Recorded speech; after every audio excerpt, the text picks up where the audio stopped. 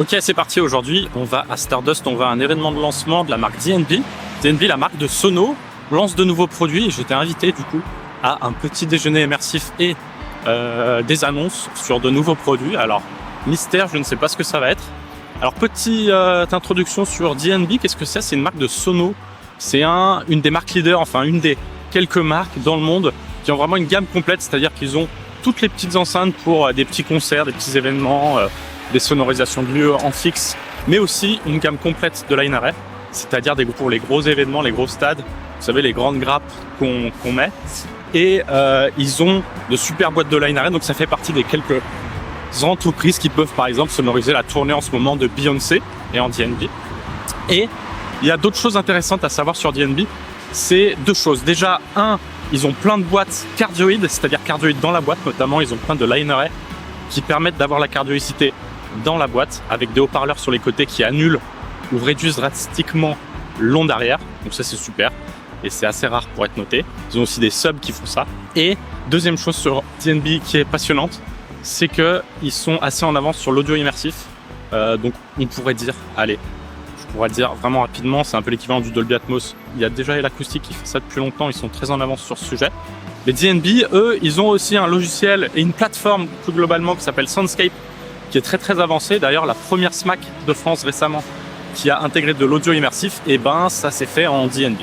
Maintenant, on va aller checker ça, on va aller au petit déjeuner immersif. Moi, dans mon intro, dans ma caméra, je disais que DNB, ça faisait partie des quelques marques leaders.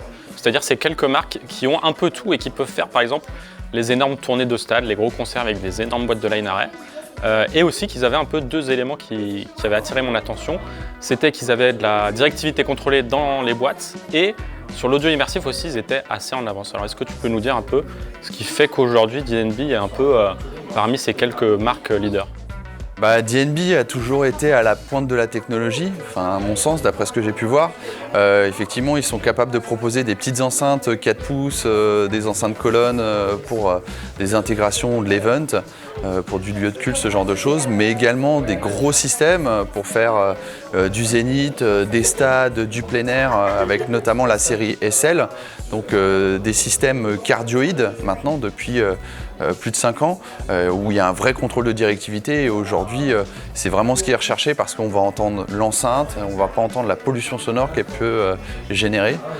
À côté de ça, DNB, ils ont aussi une matrice de spatialisation qui a un écosystème très très bien fait parce qu'ils s'adaptent par rapport au lieu complètement pour faire de la spatialisation aussi bien à 180 degrés, un aplat de front ou du 360 avec des objets sonores.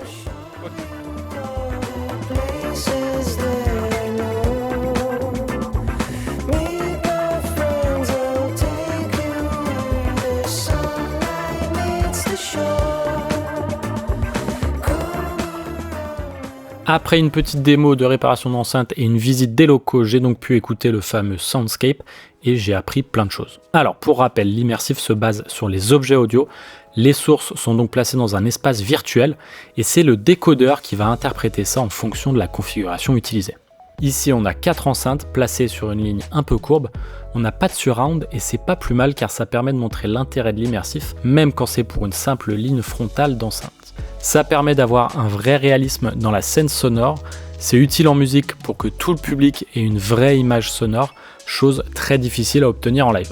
Et dans le cas de simples micro-voix, ça permet de diminuer la fatigue auditive grâce à une meilleure cohérence entre la vue et l'ouïe. C'est en tout cas ce que disent les experts DNB que j'ai rencontrés et qui sont habitués à faire du corporate avec cette configuration immersive.